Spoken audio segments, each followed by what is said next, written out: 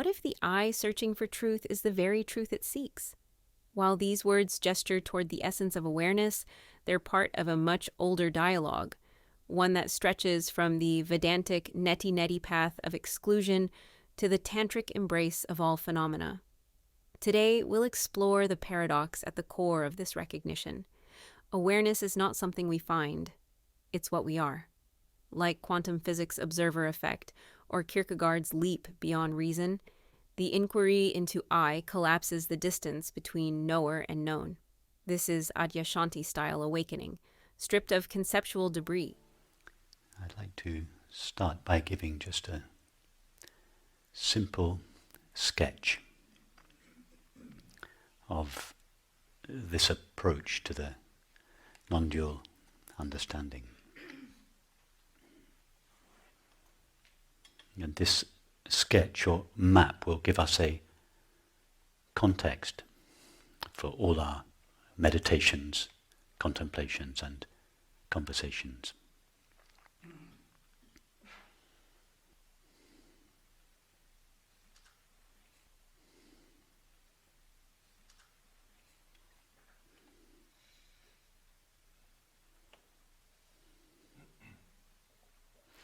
We start with our experience. Why? Because all we know is our experience.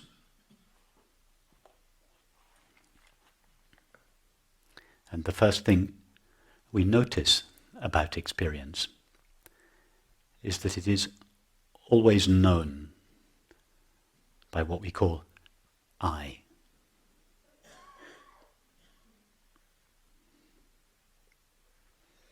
I am hearing these words. I am feeling the temperature of the air on my skin. I remember travelling here yesterday. I remember my 5th birthday party.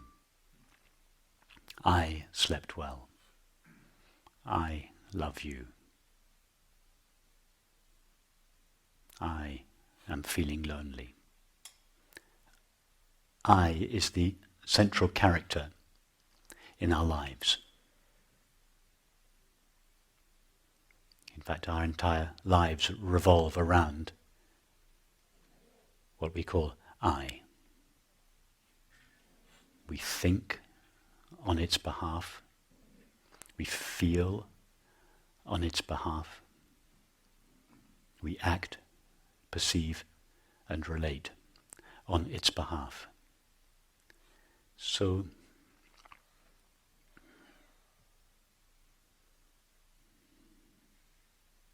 if we want to know the essential nature of our experience, we have to first know the nature of the one who knows it.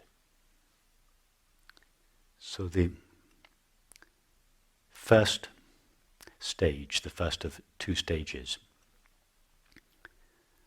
of this approach is the discovery of what we call I.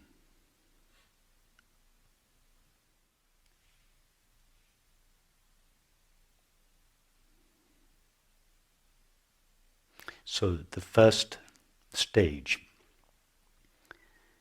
in this 2-part process would be the discovery of the nature of I, the nature of that which knows our experience.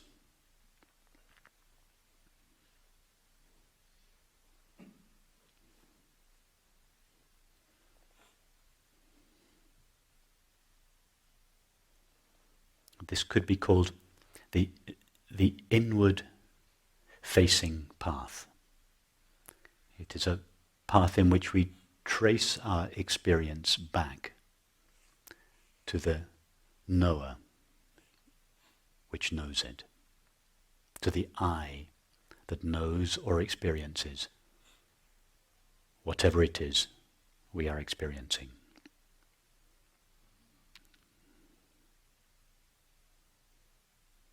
In the Vedantic tradition, it is called the path of discrimination. discriminating out what I essentially am from the multiplicity and diversity of experience.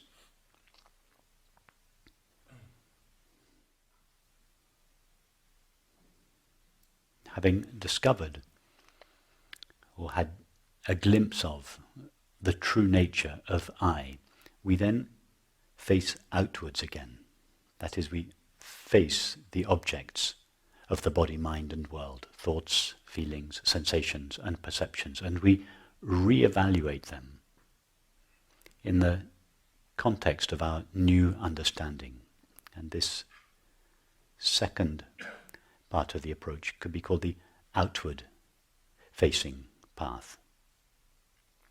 It is a path that was implicit in the Vedantic tradition, but was explained in more detail in the Tantric traditions. So both these approaches are included here. The inward facing path, the path of discrimination, the return to our true nature.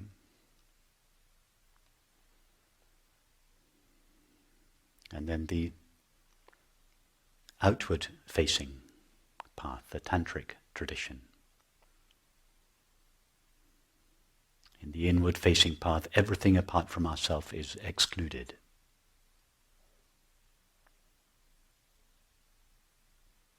In the outward facing path, everything is included. It is a path of inclusion. And the first path is a path of exclusion.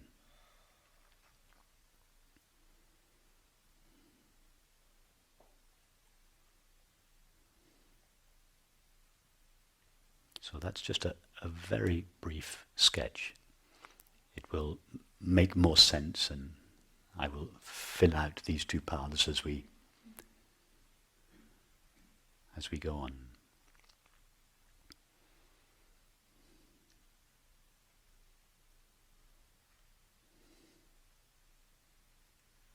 So the inward facing path, the exploration and discovery of what I essentially am. If we do not know the nature of that which knows our experience, we cannot know the nature of anything that is experienced.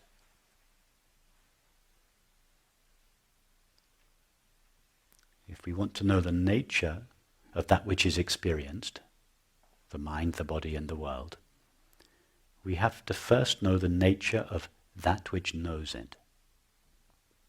And that which knows it, that which knows our experience, is what we call I.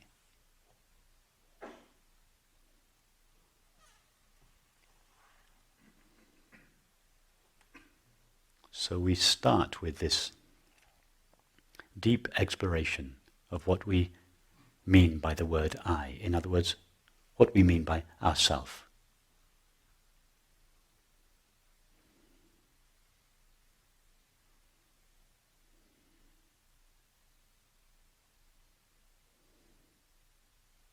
From the conventional point of view, I, ourself, is considered to be the body-mind.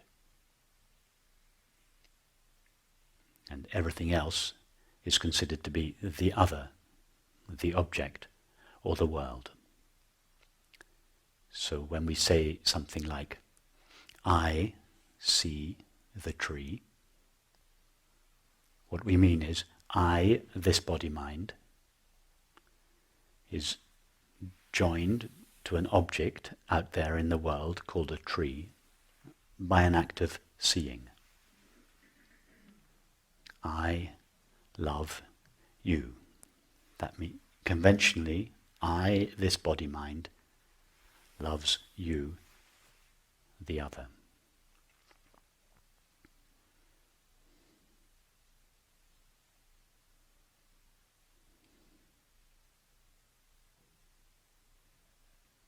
Conventionally, whenever we say or think the word I, we are always referring to either the body and or the mind. I am tall. I am 47. I am married. I have 3 children. I am a doctor. I am feeling unwell. I am cold, etc., etc., etc. All these are qualifications of I. And the I in this case is considered to be the body and or the mind.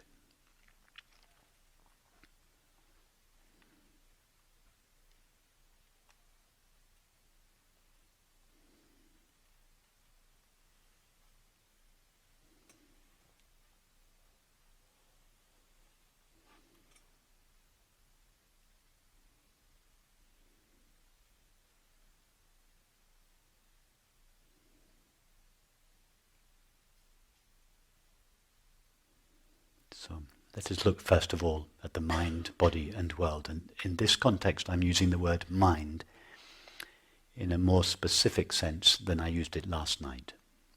Last night I used the word mind to include all experience, thinking, sensing and perceiving. In this context I mean mind in a narrower sense, just to mean thinking and imagining. It's a more conventional use of the word mind, thoughts and images.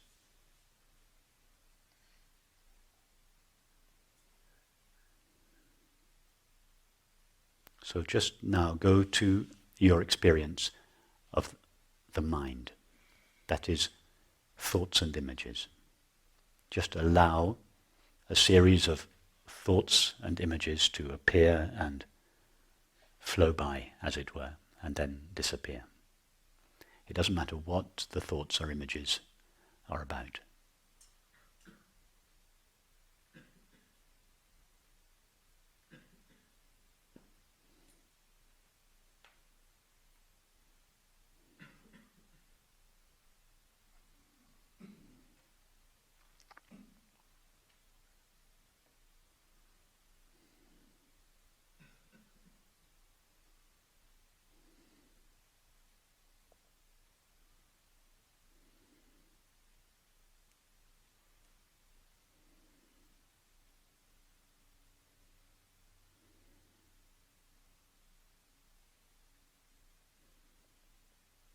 Notice that when a thought or image appears, it is always known. We are always aware of it.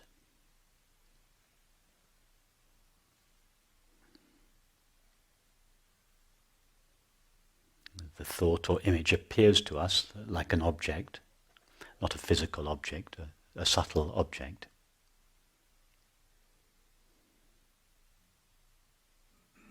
And we know or are aware of that object. Now ask yourself the question, what is it that knows my thoughts?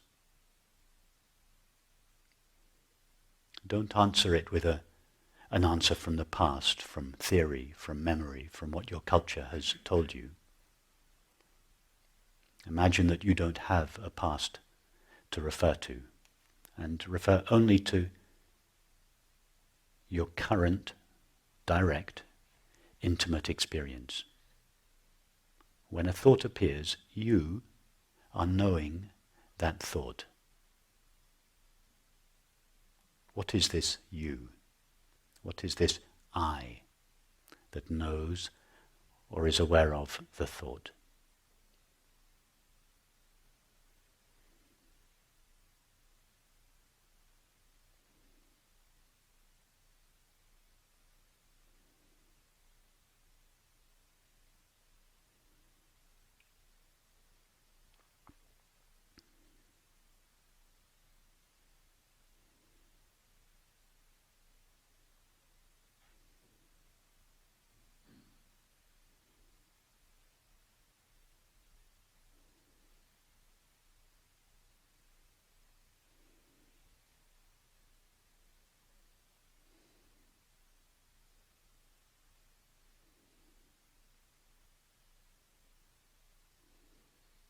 Now, since we have been sitting here for the last 20 minutes or so, dozens of thoughts have appeared and disappeared.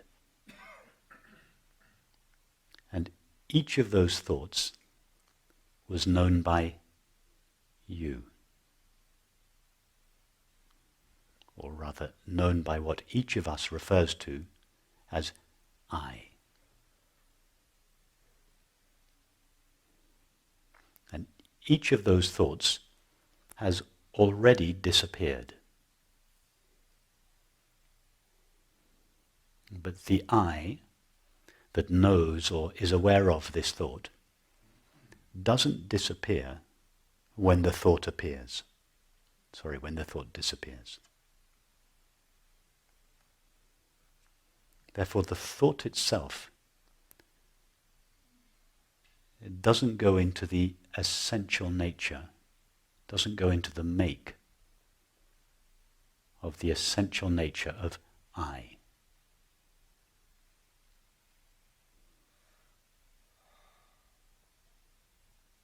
If the thought was part of the essential nature of I, then when the thought disappeared, a little bit of I would disappear with it.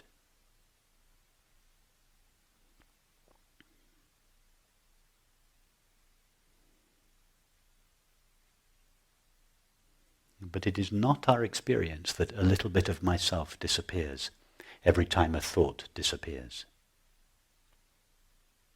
Nothing essential is taken away from me when the thought vanishes.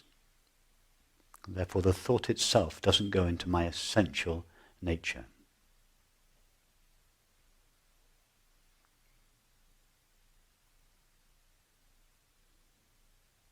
So what I essentially am is not made of thoughts or images. I is that which knows or is aware of thoughts and images, but is not itself a thought or an image.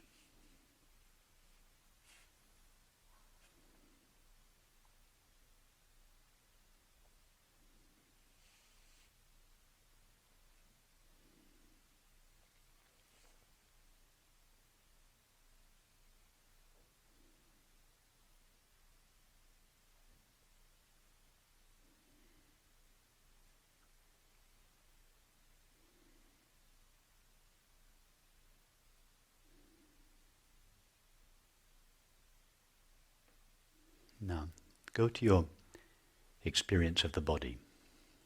And for this, I recommend closing our eyes. The only reason for this is that we're not addressing our perception of the world at the moment. With our eyes closed, our experience of the body is simply the current sensation. And I want to take some time to explain what I mean by the word sensation. It's very specific. If you go to the tingling at the soles of your feet, that's what I call a sensation. If you go to the feeling of slight density behind the eyes, that's a sensation. If you have a pain in your back, that is a sensation. If you're hungry, hunger is experienced as a sensation. If you're tired, there is a sort of heavy feeling in the body. That is a sensation. The sound of these words is not a sensation, it's a perception. I'll come to that later. One way of defining a sensation would be the way we feel the body, the way the body is felt from the inside.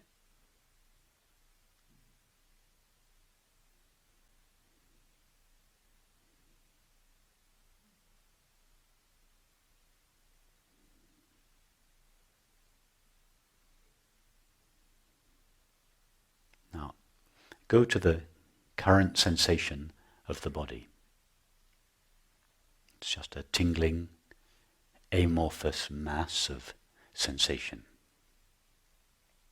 We'll explore this in more detail later, but for the time being, just go to the general, amorphous, tingling sensation. And ask yourself, how long has this sensation been present?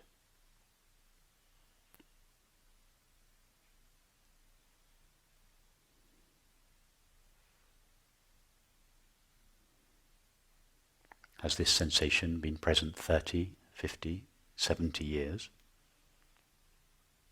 No. A sensation, like a thought or an image, is something that appears and disappears.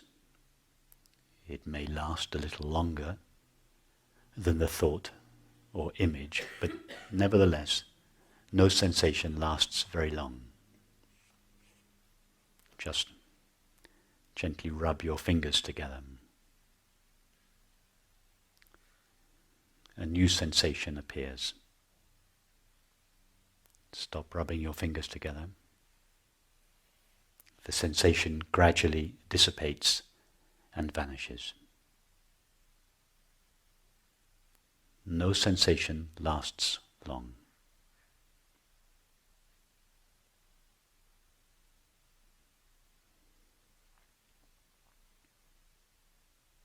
We also see, hear, taste and smell the body. These are perceptions. None of these perceptions last long. In other words,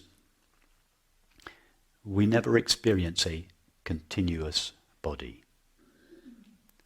We have the concept of a continuous body, a body that has lasted 30, 50, 70 years. But our experience of the body is a series of intermittent sensations and perceptions.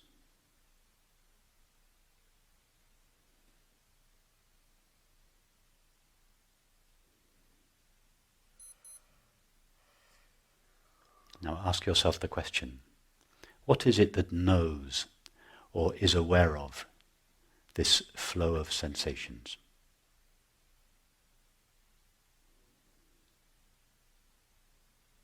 Whatever it is what we call I. I feel a headache. I sense the tingling behind my eyes. I am cold. What is it that is aware of all these sensations?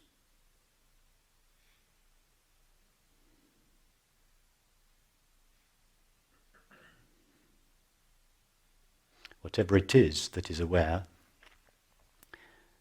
of all these sensations is obviously not itself a sensation.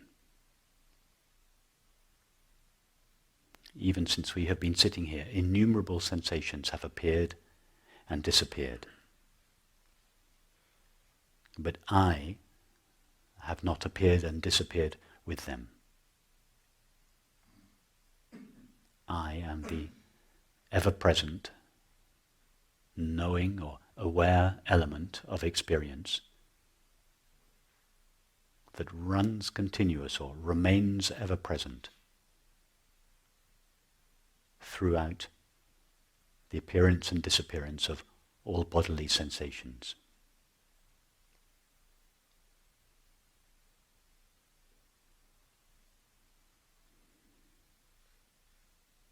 Thus, what I essentially am is not itself made of a sensation.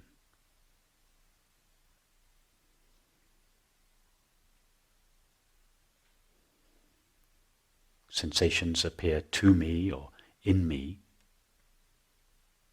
but I am not made of them.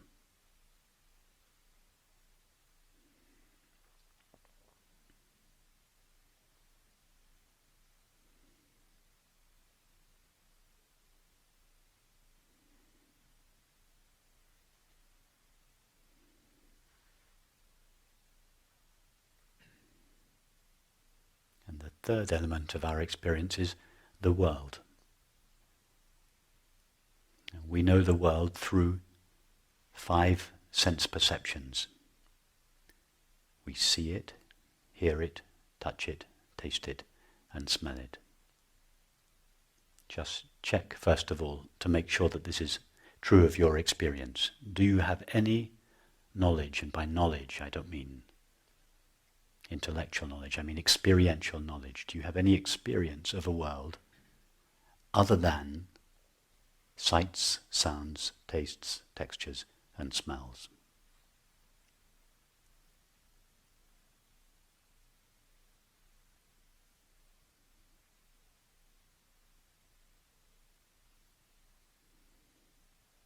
These are what I call perceptions. So perceptions, I use the word very specifically. Perceptions include sights, sounds, tastes, textures, and smells. It is our only knowledge of the world. That is our only experience of the world. Now ask yourself the question, how long does a perception last?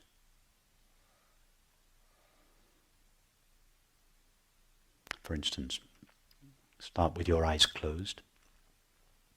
Open your eyes. Look around.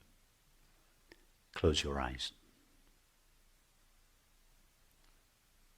How long did that perception of the world last? 3 or 4 seconds?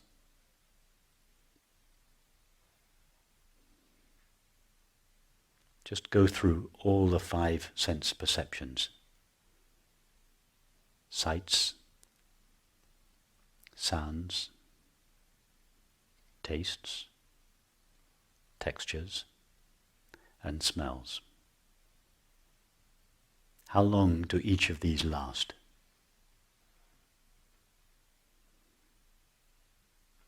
30 years? 50, 70 years? Or just a few moments? Have you ever experienced a continuous perception? Has any perception lasted throughout your entire life? That is, has any sight, sound, taste, texture, or smell remained present throughout your life? Obviously not. In other words, we never experience a continuous world. We have the concept of a continuous world. But that concept doesn't refer to our experience. I'm not suggesting there is anything wrong with the concept. I'm not evaluating it. I'm just making it quite clear that the concept of a continuous world is not derived from experience. Nobody has ever had the experience of a continuous world. The apparently continuous world is made out of discontinuous or intermittent perceptions. These perceptions may last a little bit longer than our thoughts or images, but nevertheless, they come and go. Just take some time to check that this is true of your experience.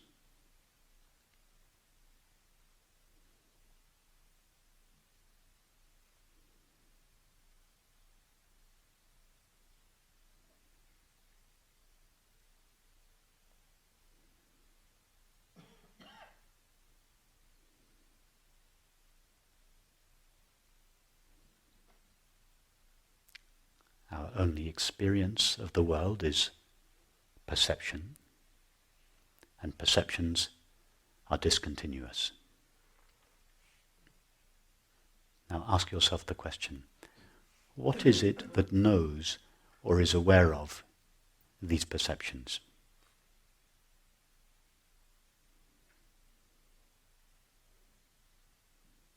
Whatever it is obviously what we call I. I am seeing this room. I am hearing these words. I taste the coffee.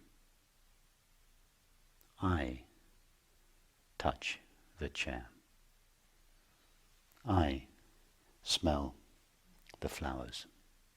I is the name we commonly give to that which knows or is aware of the world.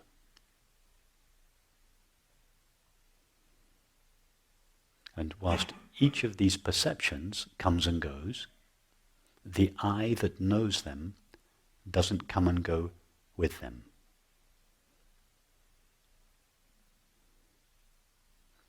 When a perception vanishes, for instance, when the sound of my voice vanishes,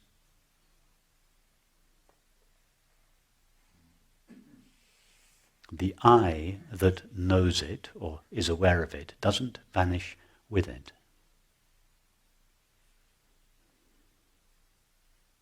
In other words, our perceptions, sights, sounds, tastes, textures and smells don't go into the essential make of I.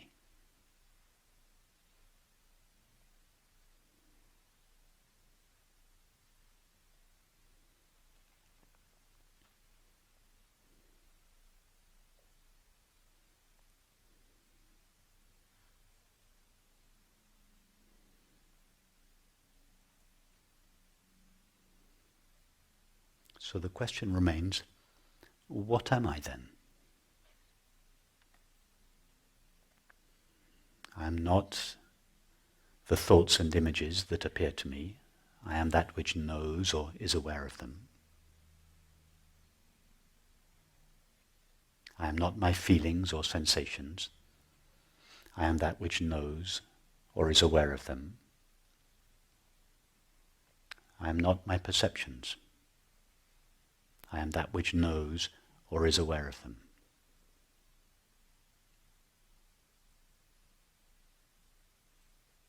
What am I?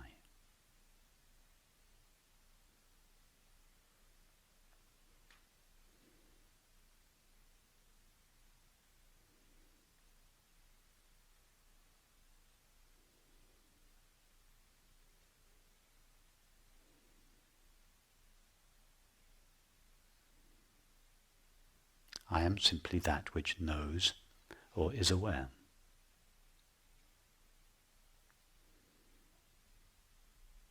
What I know or am aware of is not an essential part of what I am.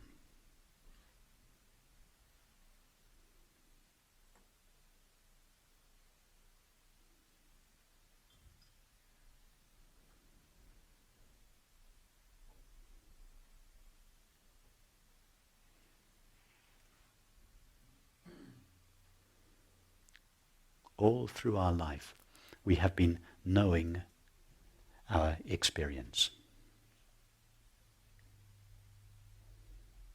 We have been aware of our experience. When we were 5 years old, 10 years old, 20, 40, 60, I am aware of my thoughts. I am aware of my memories. I am aware of feelings. I am aware of all the sensations in my body. I am aware of the siren. I am aware of the world. I am aware. I am aware. I am aware. I am aware. It pervades all experience. In fact, the experience of being aware is the only element of experience that remains continuous throughout all experience. Just check that, don't take it from me. Try to find any element in your experience, apart from the experience of simply being aware, that is continuous.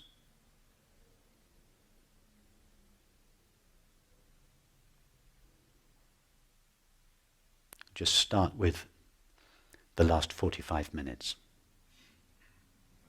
You have had innumerable thoughts,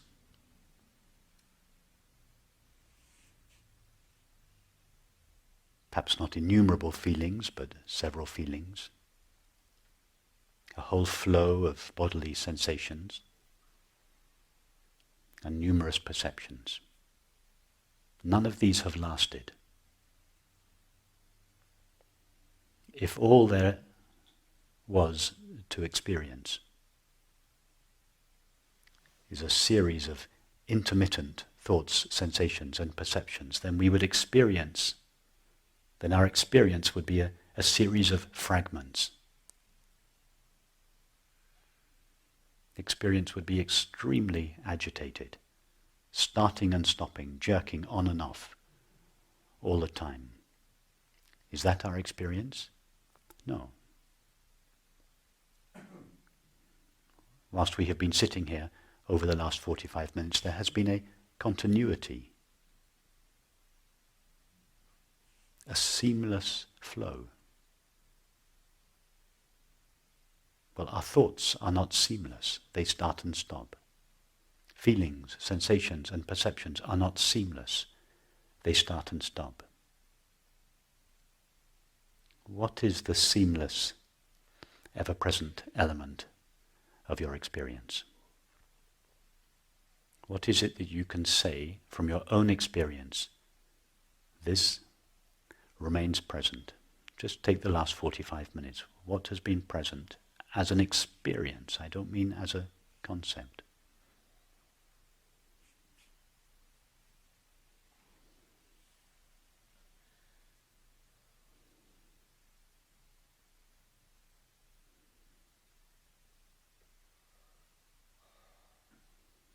Only the experience of being aware.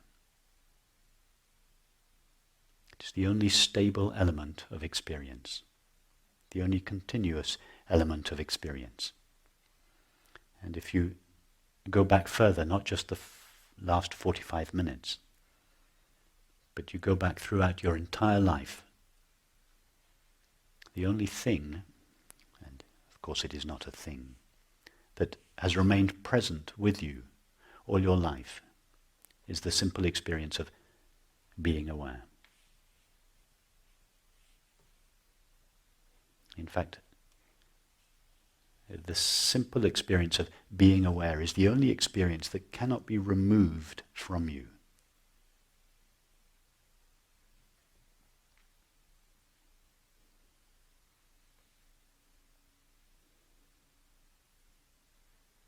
In other words, it is the irreducible, indestructible element of our experience.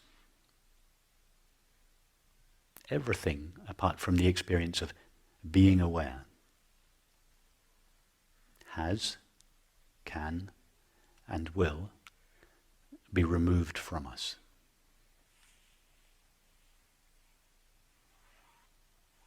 Every thought, every feeling, every sensation and every perception will be removed, has been removed, can be removed, or will be removed from us. And yet it leaves us, our essential nature, intact, undiminished. The simple experience of being aware is neither aggrandized by the appearance of any object, nor diminished by the disappearance of any object. It just remains stable, constant.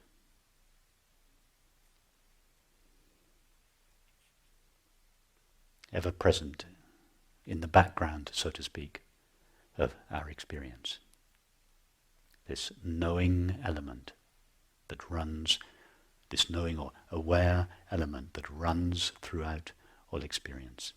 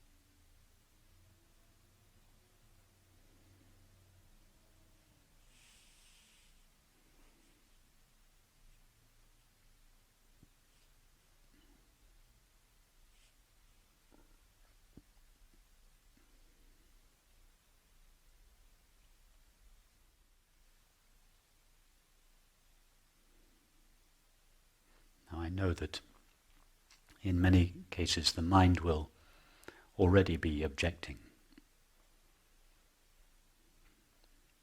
What about deep sleep? The experience of being aware disappears then. What about anesthesia? What about death? What about before I was born? How can you say the experience of being aware is continuous? We'll go into this more in our conversations.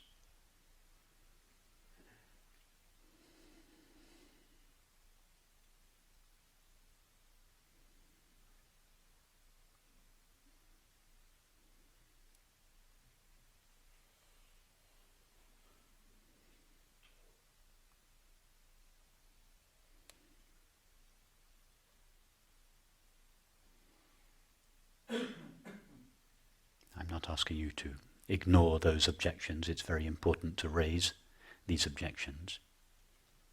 They deserve to be met.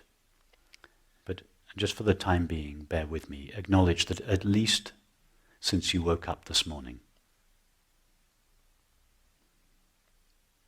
acknowledge that something, the knowing or aware element of your experience, has remained continuous throughout all experience. In fact, even before you woke up this morning, you were having a dream. What is it that was aware of that dream? The same I, the same knowing I, that is now aware of this waking state experience. In other words, the experience of being aware didn't wake up this morning. It was fully awake, knowing your dream while your body slept.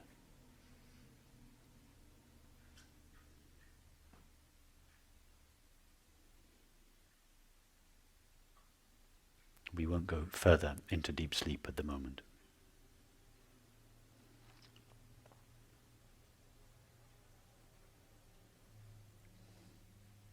In fact, why not? Let's go further into deep sleep. Just be open to the possibility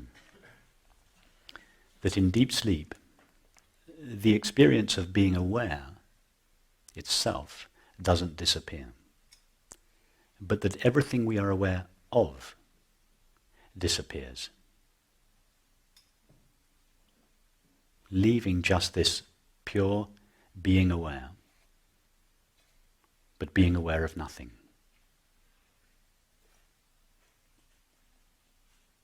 After all, when we say, I slept well, we are referring to an experience. When somebody asks us, did you sleep well? In the morning, we don't guess, yes, I slept well. We know I slept well. How come we know I slept well? What is it that had the experience of sleeping well? What is it that knows that experience? It is obviously I.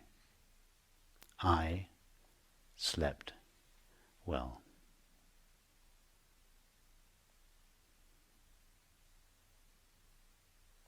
The experience of deep sleep is in fact the simple experience of being aware, without being aware of anything.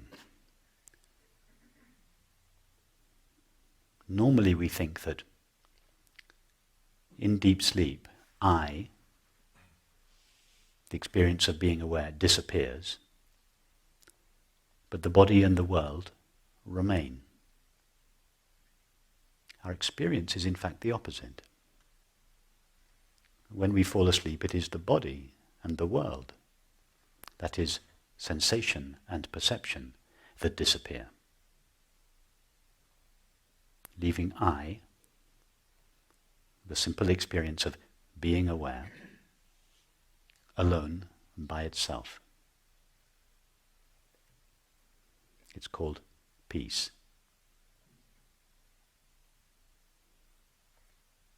The experience of being aware, just resting in itself.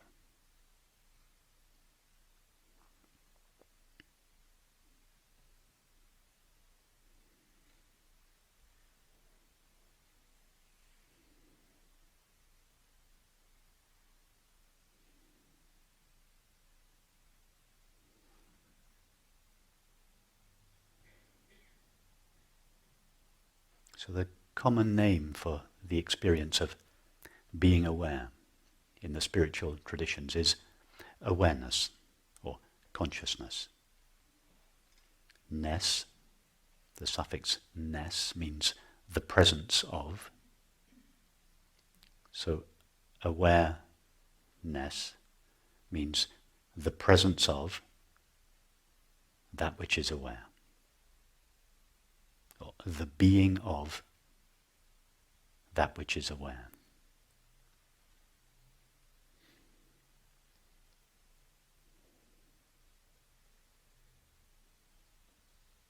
The limitations of the words awareness or consciousness, and there are limitations to all the words that we use. But the main limitation of the word awareness or consciousness is that it is a noun. And it suggests that this that we call I, the simple experience of being aware, is some kind of thing, albeit a very subtle, transparent thing, like an empty space. In fact, quite often, as many of you well know, awareness is likened to an empty space. Space is the subtlest object, or one of the subtlest objects that the mind can conceive. It is empty and transparent, but it is still an object. So for this reason we sometimes hear expressions like the space of awareness. There's nothing wrong with that expression. But the reason I take care explaining the meanings of these words is to be sure that when I use the word awareness or consciousness, you don't subtly imagine that I'm referring to some kind of object, some kind of thing.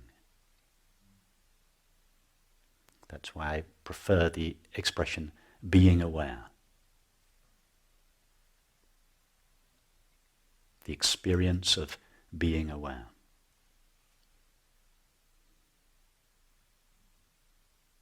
It's a little subtler than the word awareness.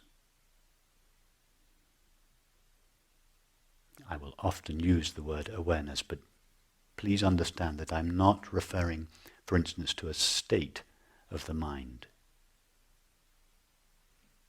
I'm referring to the knowing element, the aware element, which is itself empty of all objects. That is, it is not essentially made out for thought, feeling, sensation, or perception. That is why sometimes awareness is described as empty or void. Sometimes it is called nothing. You might hear someone say, what I essentially am is nothing. That means what I essentially am is not a thing, not an object. That is not a thought, feeling, sensation, or perception. What I am has no objective qualities.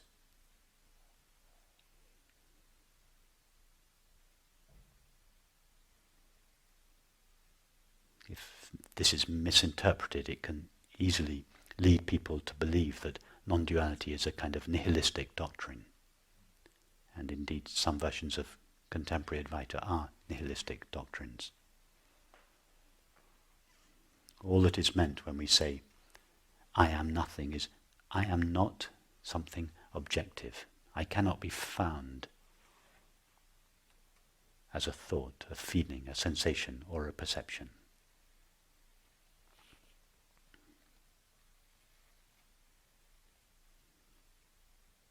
It is only legitimate to say, I am nothing, in reference to the previous belief, I am something.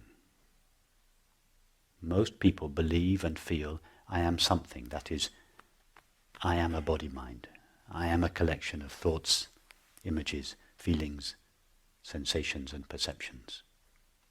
In relation to that belief, the I am something belief, it is legitimate as a step to say, I am nothing, I am not a thing.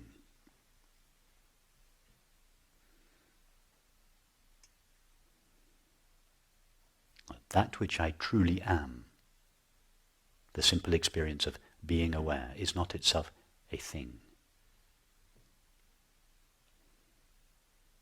What I am is this experience of being aware. Now when I say this experience, I'm using the word experience in a very particular way.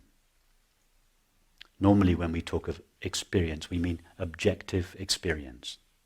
Thoughts, feelings, sensations, perceptions. The mind, the body, and the world. We could qualify these as objective experiences. The experience of being aware has no objective qualities. And yet at the same time, it is an experience. It's what I call a non-objective experience. It's very easy to check this out for yourself. Ask yourself the question now, am I aware?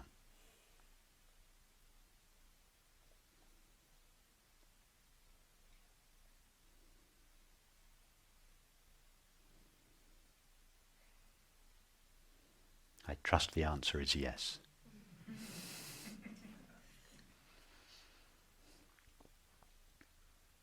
Now, when you heard the question, am I aware?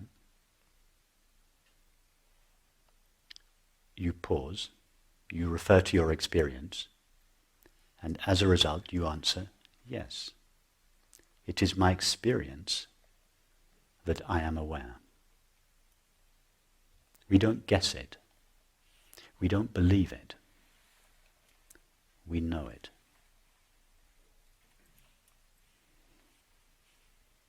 We know the experience of being aware. Or rather, we are aware of the experience of being aware.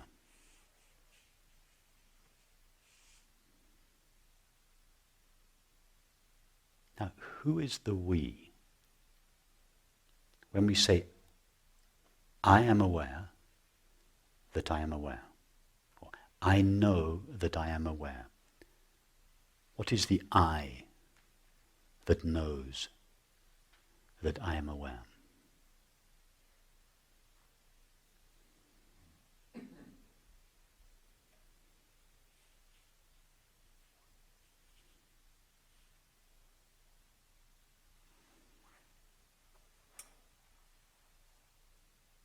is the I that knows that I am aware, different from the I that is simply aware? In other words, is the experience of being aware known by something other than itself? Is there another kind of awareness in you that knows the experience of being aware? Try to find these two awarenesses. One, the experience of being aware, and two, another kind of awareness that knows the experience of being aware. Can you find these two I's? The I that is aware and the I that knows that I am aware.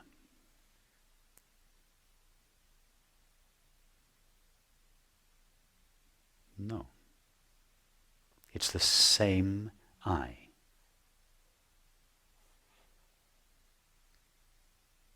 I am aware is our primary experience.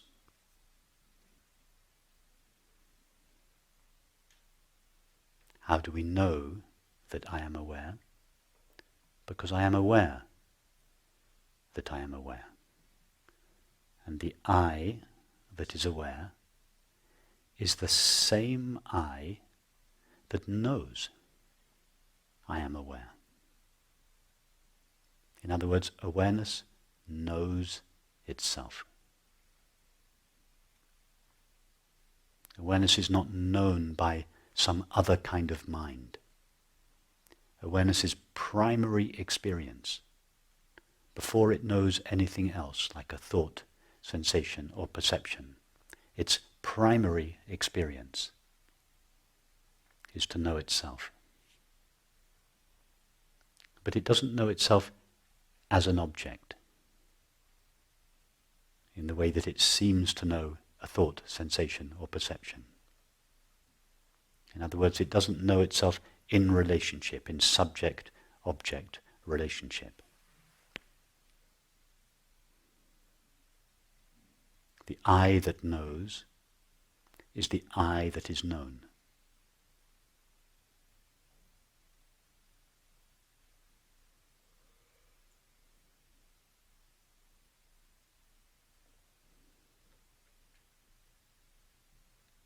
This is what the Old Testament statement, I am that I am, means.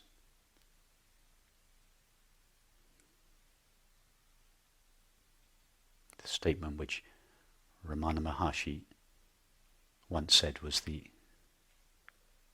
clearest, highest and most refined statement of non-duality there is. I am that I am.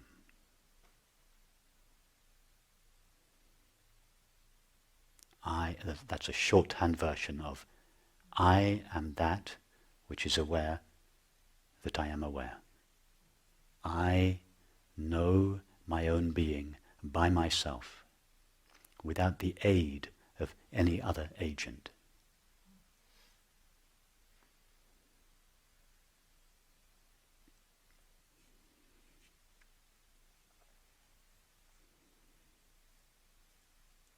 Now, what does awareness need to do in order to know itself? Where does it have to go?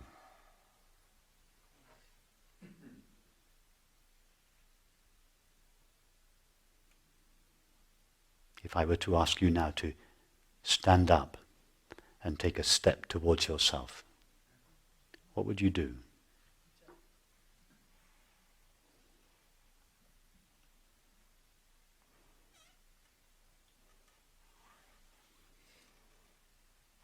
It's like that for awareness.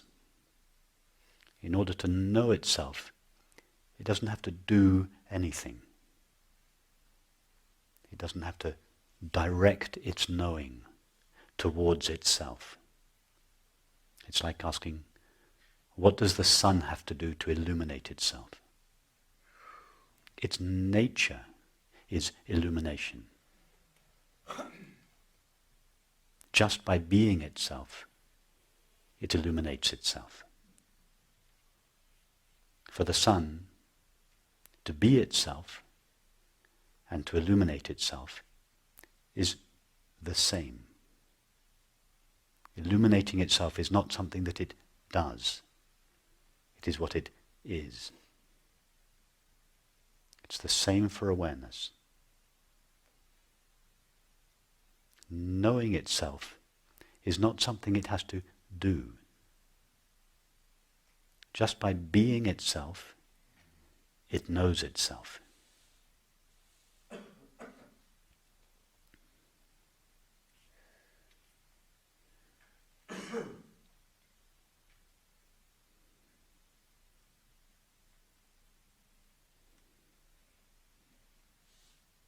It is too close to itself to know itself in relationship. In order to know itself in relationship, it would have to separate itself from itself. Turn round and look at itself. It can't do that. Just as the sun can't separate itself from itself. Travel a few million miles into the universe and then turn round and shine on itself.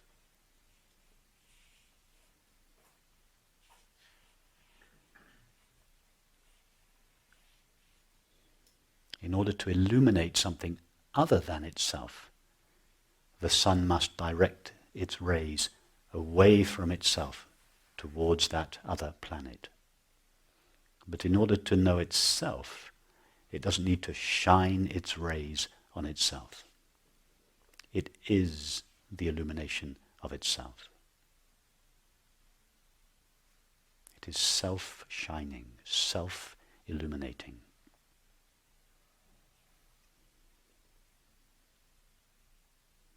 Likewise, awareness, in order to know something that is apparently other than itself, such as the mind, body, or world, thought, sensation, perception. It must shine its knowing, shine its awaring, apparently away from itself towards that object. And it does this by rising in the form of attention, or the finite mind. But in order to know itself, it doesn't need to rise as attention or the finite mind. It knows itself simply by being itself. It is self-illuminating, self-knowing, self-aware.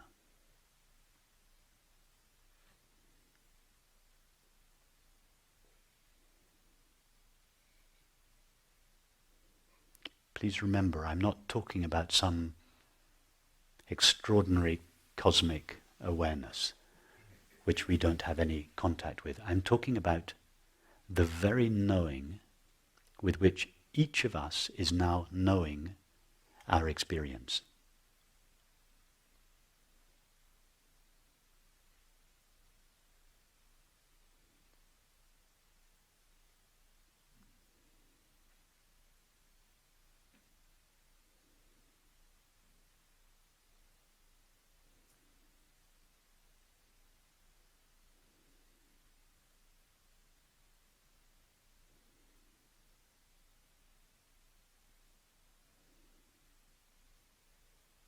In other words, consciousness or awareness knows itself by itself, in itself, through itself, as itself.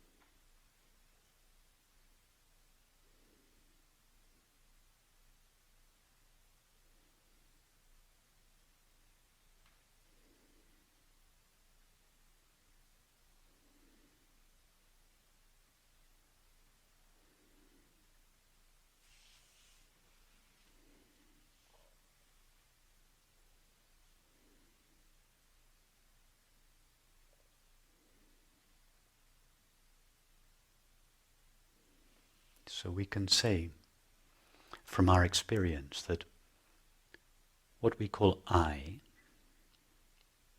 is present and aware. The experience of being aware is its irreducible nature. Everything apart from the experience of being aware can be removed from us.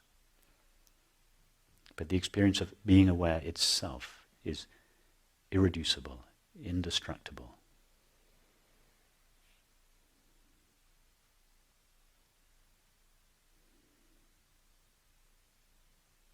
In other words, being and knowing go into the essential make of ourselves.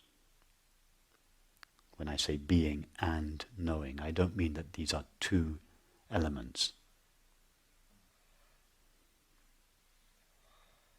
It's one quality, if we can call it a quality. Being aware, or aware being, written all one word.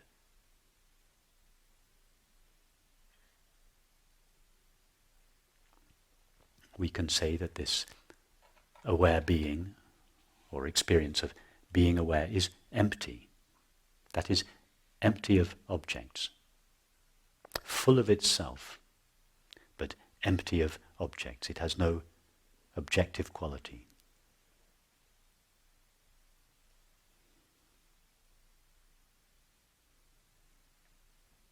It is self-aware. It is not, that is, it is not known by some other kind of mind or awareness. Its nature is to be aware, and just by being itself, it knows itself. That means that for each of us to know our essential nature is simply to be knowingly the presence of awareness.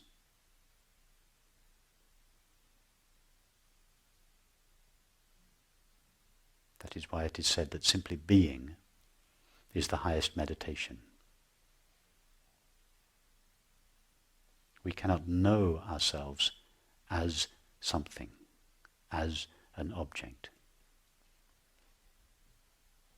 We cannot direct our attention towards ourself. Attention comes from ourself, just as light comes from the sun. That attention can only be directed towards something that is not ourself, just as the sun can only shine on something that is not itself.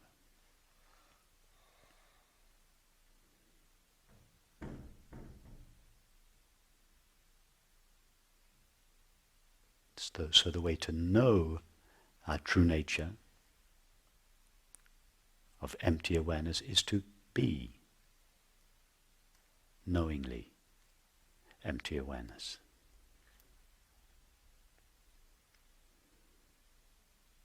This is a little frustrating for the object-knowing mind, because the object-knowing mind would like to know its source in the same way that it knows other things, that is, as an object, in subject-object relationship.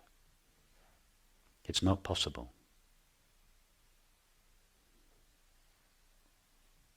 To know ourself is to be ourself.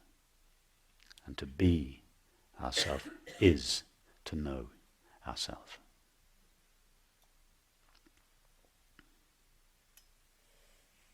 That is why I think I said sometimes last night, true meditation is a non-practice.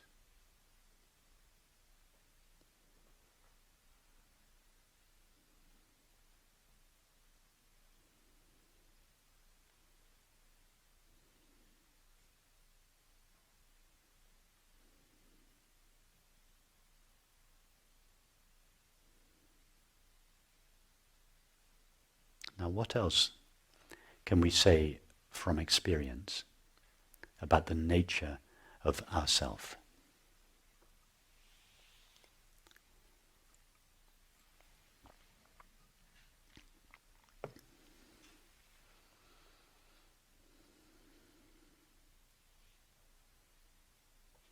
have discovered that I am, and that the I that I am is aware that I am. In other words, we have discovered that I is simply this experience of being aware, or aware being.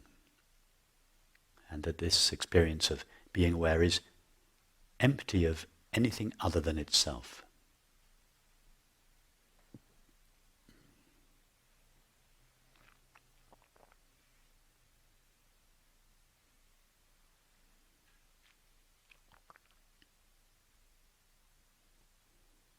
So, how are we going to find out more about ourselves?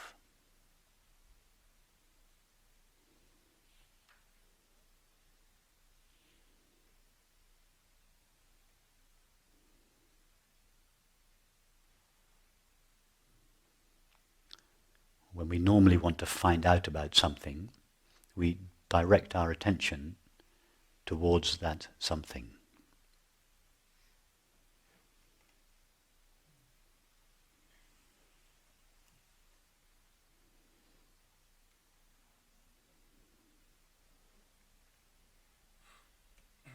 If we want to learn about music, we direct our attention towards music. If we want to learn about history, we direct our attention towards history. Whatever we want to know about, we direct our attention towards it. So here we want to know more about the essential nature of ourselves. Because until we know this essential nature of ourselves, that which knows experience, we cannot know anything that is true about the nature of experience itself. In other words, we cannot know anything that is true about the mind, the body, or the world until we know the nature of that which knows it.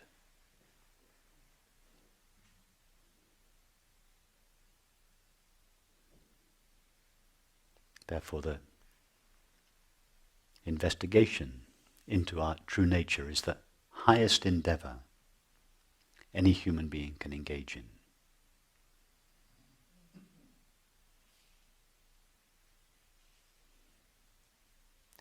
In fact, to engage in any investigation other than the investigation into our true nature will always lead to disappointment.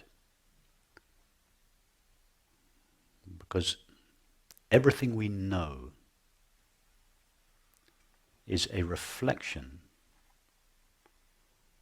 of the nature of that which knows it.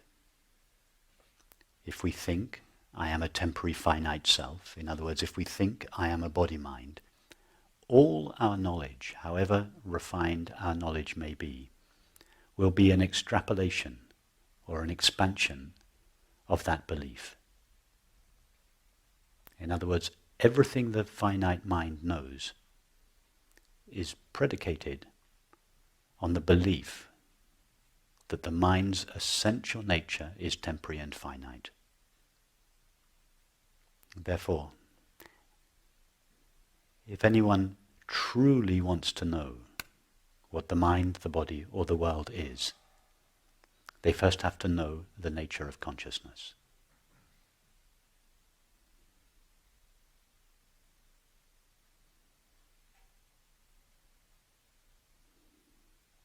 That is why the science of consciousness is the ultimate science. It is more essential than the science of physics or psychology, or biology or chemistry.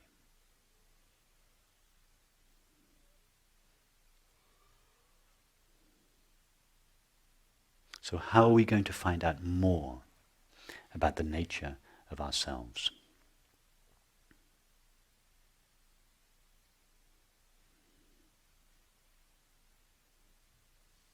We obviously have to ask the one that knows ourself.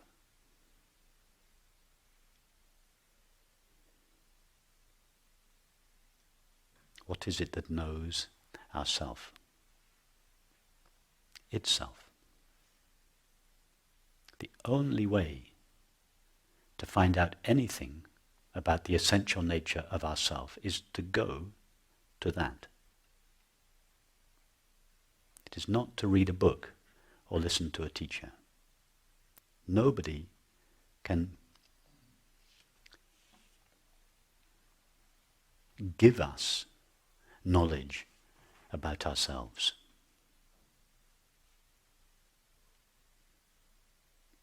Others can give us hints or clues about where to look, or more importantly, how to look.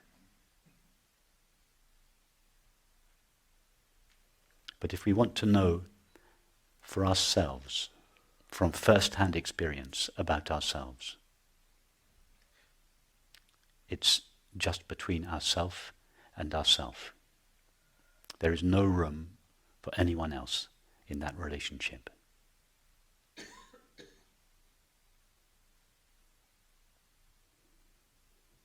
It is between you and yourself.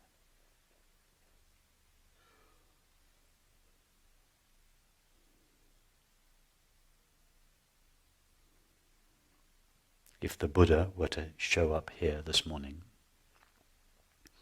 and you were to have the option of giving your attention to the Buddha or giving your attention to yourself, I would recommend the latter.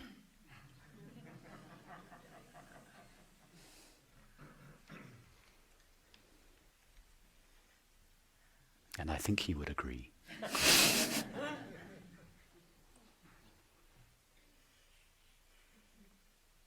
So give your attention to yourself now.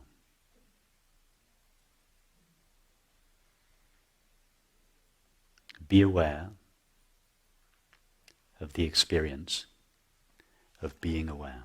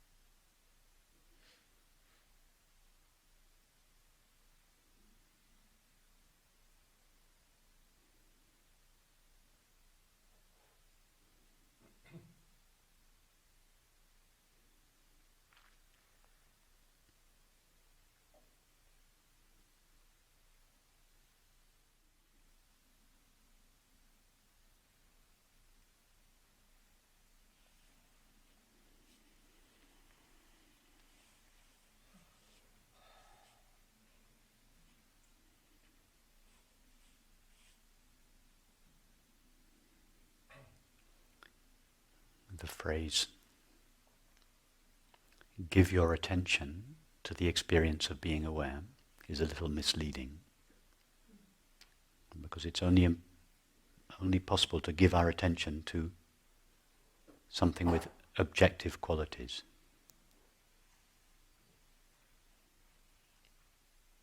So the phrase, give your attention to yourself, or give your attention to the experience of being aware, is just a concession to the object-knowing mind.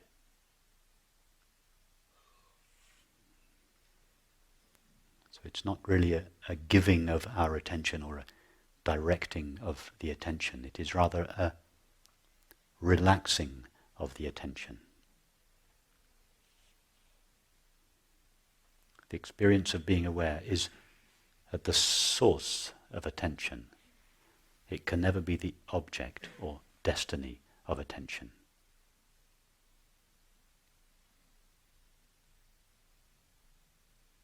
In other words, the source of attention, the experience of being aware, cannot be found with the attention.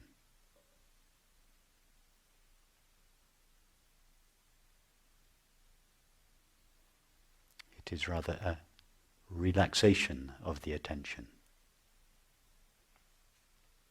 a sinking of the attention, not a rising of the attention.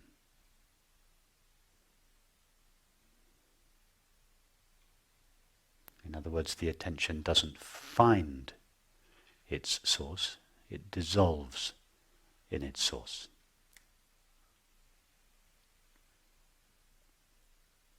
That is meditation. The essence of meditation.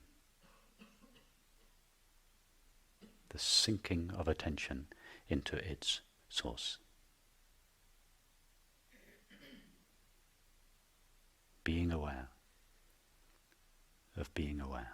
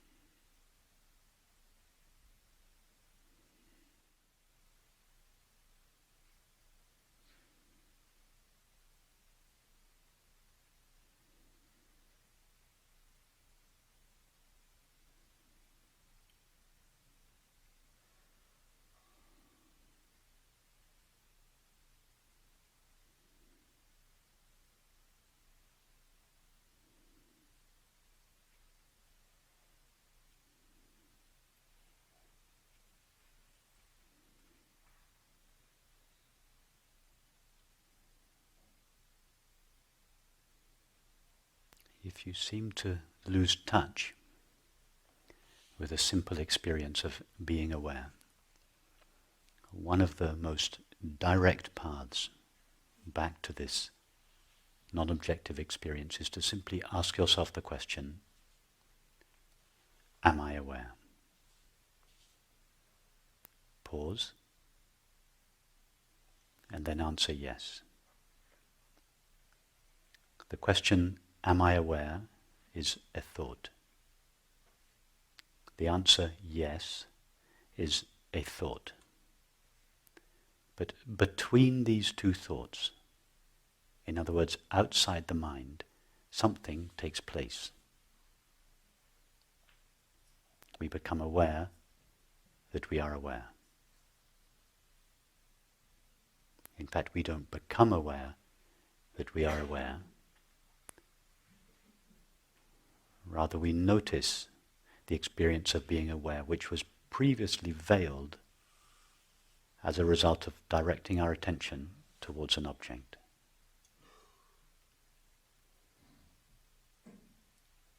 So that you then ask yourself the question again a second time, am I aware? Pause, and stay in the pause.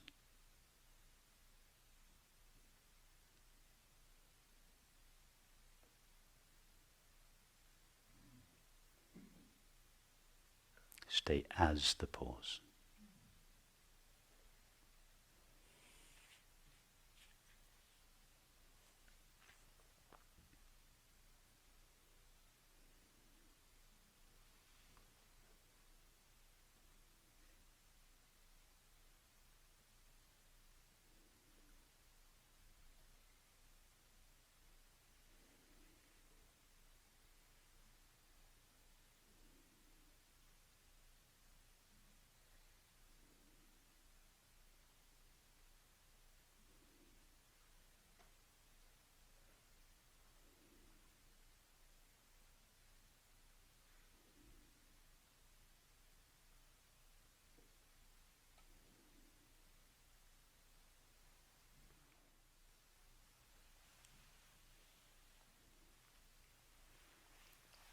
Thank you.